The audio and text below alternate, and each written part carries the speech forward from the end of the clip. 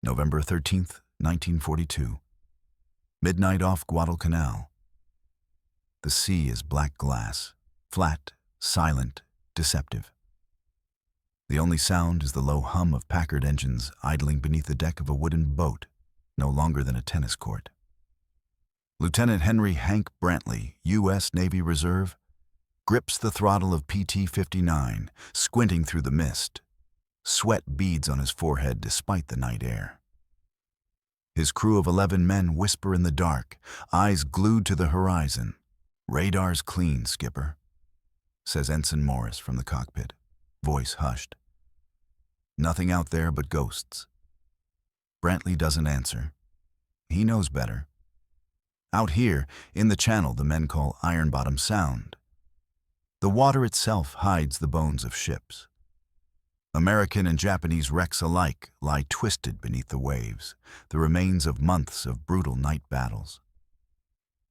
His PT boat rocks gently, camouflage nets draped over its deck, 4 torpedoes gleaming faintly under the moonlight. The hull is painted dull green, plywood, 2 inches thick at most. It wouldn't stop a machine gun round, let alone a cruiser shell. That's why the Japanese laugh at them.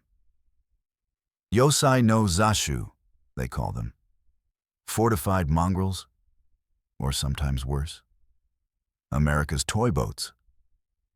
But these toys have teeth. At just over 40 tons, the PTs are tiny compared to the leviathans they hunt. But they're fast, capable of 40 knots. And in these shallow waters, speed and surprise can kill a giant. Brantley glances toward the dim outline of Guadalcanal. The jungle glows with distant fire, the aftermath of another Japanese bombardment. His orders are simple: intercept a supply run. The Japanese have been running destroyers down the slot every night. Tokyo Express, the Americans call it, ferrying troops and ammunition under cover of darkness. But tonight, something feels different. The air is heavy, electric. "Skipper," Morris whispers. "You hear that?" At first it's faint, the rhythmic rumble of distant propellers, then louder, then closer. Brantley signals the engines to idle. The sound builds, deep, metallic, powerful. Not destroyers, something larger.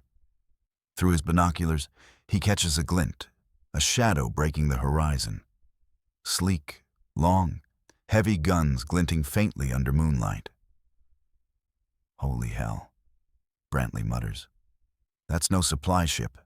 That's a cruiser." The crew stiffens. Against a vessel like that, armored, bristling with guns, they might as well be gnats attacking a lion. "Orders, sir?" Morris asks. Brantley lowers the binoculars. His voice is calm, almost too calm.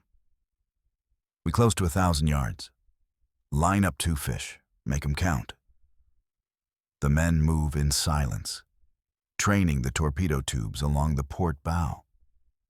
Every man knows what's at stake. A single hit from that cruiser, and PT-59 would vanish in splinters. As the enemy silhouette grows clearer, the cruiser's bow wave gleams silver under the moon. It's a Sendai class, a light cruiser, probably acting as an escort for the Tokyo Express convoy. Its 5.5-inch guns track lazily, unaware of the plywood shadows stalking it through the dark. Brantley grips the throttle, eyes narrowed. "Steady." At 200 yards, the cruiser's searchlight suddenly snaps on. A blinding beam slicing across the water. It passes just feet from PT-59's hull, then sweeps away. Brantley exhales. Now. The order is whispered, but it carries like thunder. 2 torpedoes streak into the black, their wakes glowing faintly white.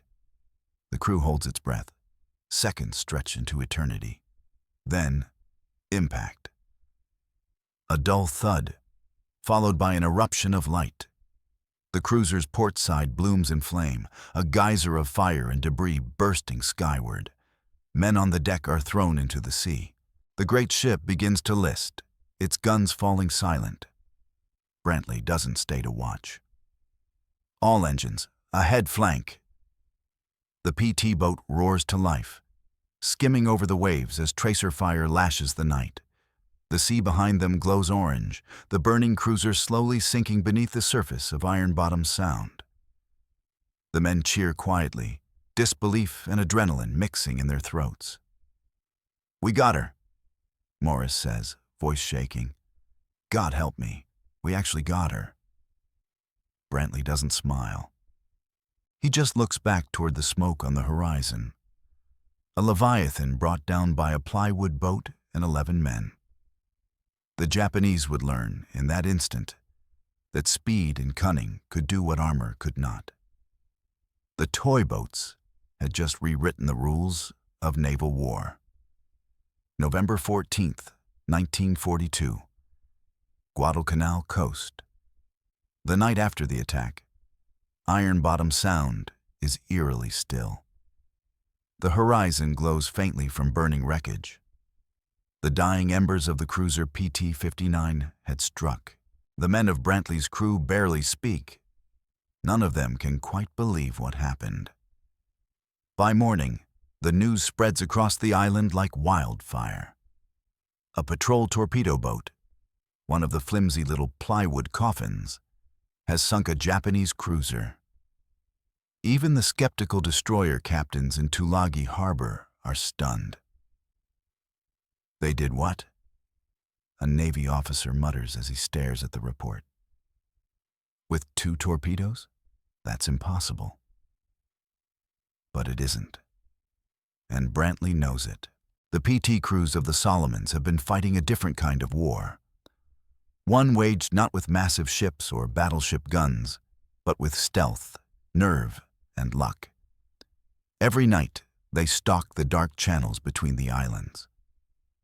The slot, where the Japanese supply convoys slip down from Rabaul to Guadalcanal under moonlight.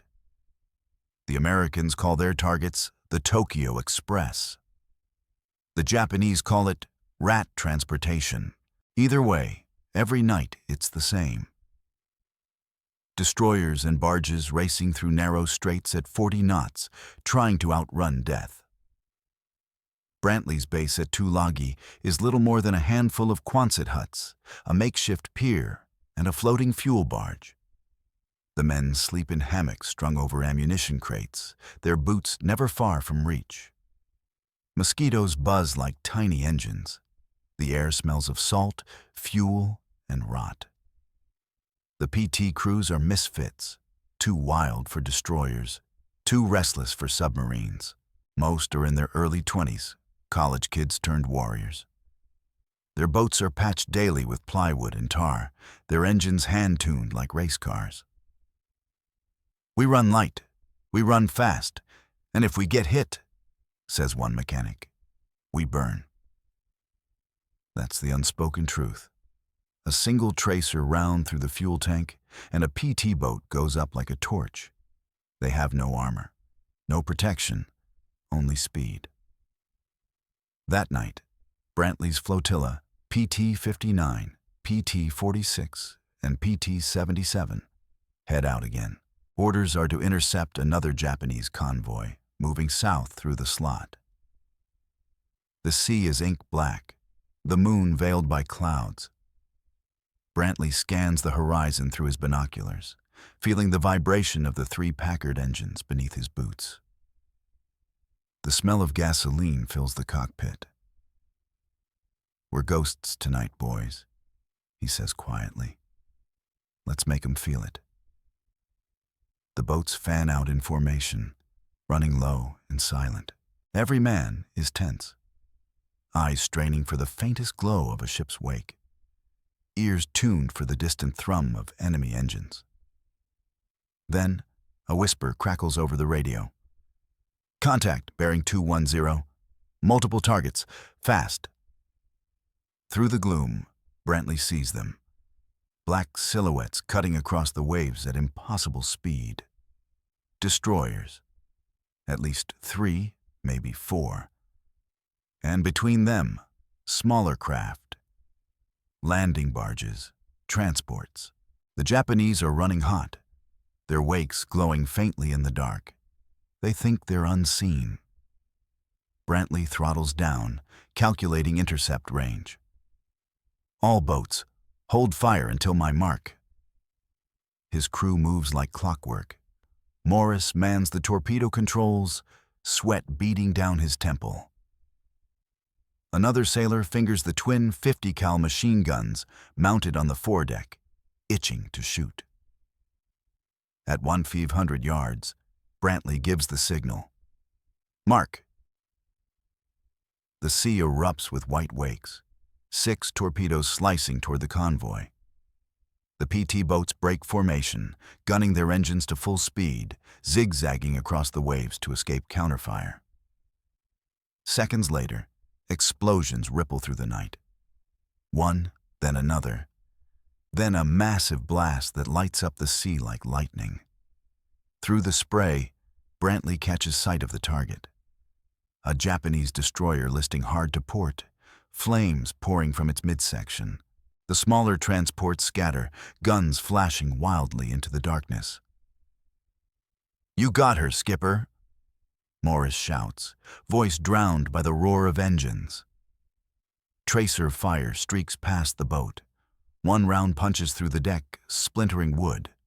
Another chews through the railing. "We're hit. Minor damage," someone yells. Brantley doesn't flinch. "Keep your heads down and keep moving."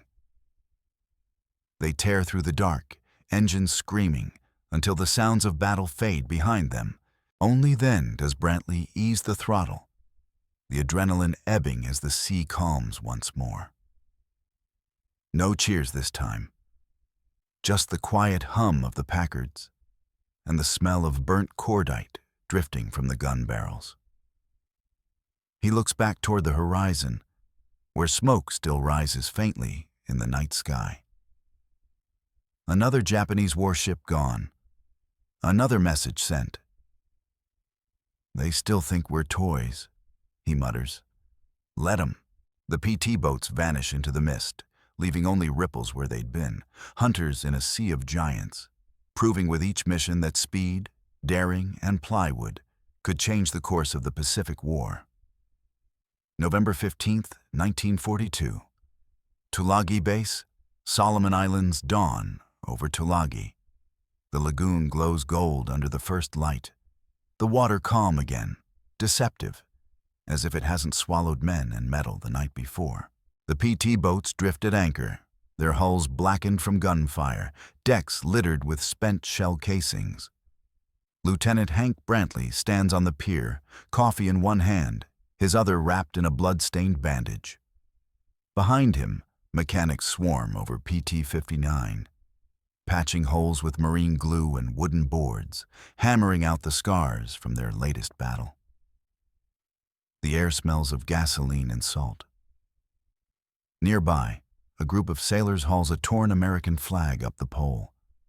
Even shredded, it still flies. "You boys stirred up a hornet's nest last night," says Commander Bill McGregor, head of Motor Torpedo Boat Squadron 2. He's a wiry veteran with the calm voice of a man long past fear. Navy Intercept says the cruiser Sendai went down. Destroyer Ugiri, too. They're starting to call you fellas the Hornets of the Slot. Brantley doesn't smile. He stares out at the water, where the horizon still smokes faintly from the night's fighting. "We're just lucky, sir. They'll wise up soon," McGregor nods, lighting a cigarette. "Aye, and when they do, they'll come hunting." That afternoon, Brantley joins the intelligence debrief.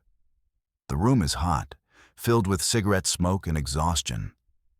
Maps of the Solomon Islands are pinned to the wall.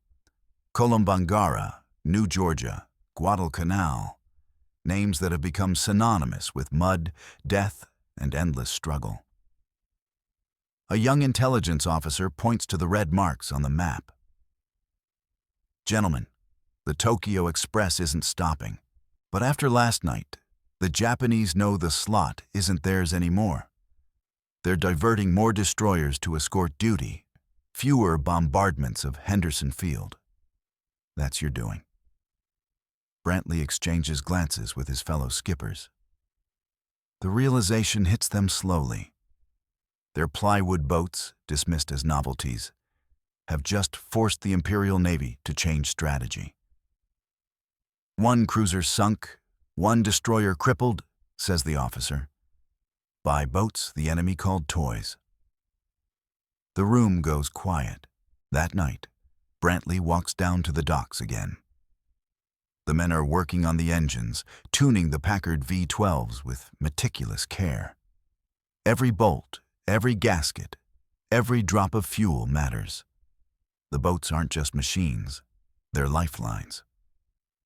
How's she looking? Brantley asks his engineer. Like hell, sir, the man replies with a grin. But she'll float and she'll fly. The laughter is brief, nervous, but it breaks the tension. As the sun dips below the horizon, the jungle hums to life. Insects, birds, the distant growl of thunder. Brantley sits on the dock, smoking quietly. In the darkness, he can almost see them. The silhouettes of Japanese ships sliding down the slot, engines droning like a promise of vengeance. He knows they'll be back. Bigger ships, heavier guns. The Japanese Navy won't take humiliation lightly. But the PT men have something the enemy doesn't: audacity. They fight in the dark, against impossible odds, and somehow keep coming back. A voice breaks the silence. Skipper, command says we're going out again tonight. New orders from Henderson. Brantley drops his cigarette into the water. Of course we are. He rises, the wooden dock creaking beneath his boots. Tell the boys to fuel up and load fresh fish. The Tokyo Express runs every night, and so do we. Hours later, the PT boats slip out once more. Their engines muffled, wakes blending into the black. Above them, the tropical sky burns with starlight. In the stillness, the men joke softly to ease their nerves. Stories about home, baseball, girls they haven't seen in years. But beneath it all, they know what they're heading into. The Japanese now take the toy boats seriously. Their guns are trained, their destroyers armed with searchlights, their crews on edge. Every encounter now will be harder, bloodier. Still, the PTs race on. Fearless, reckless, a flash of speed in a sea of steel. As the shoreline fades behind them, Brantley leans over the throttle and whispers to no one in particular. Let's show 'em again what a toy can do. The boats vanish into the black water, engines roaring low, leaving behind only the faintest glimmer of wake, men and machines destined to become legend in the crucible of the Pacific.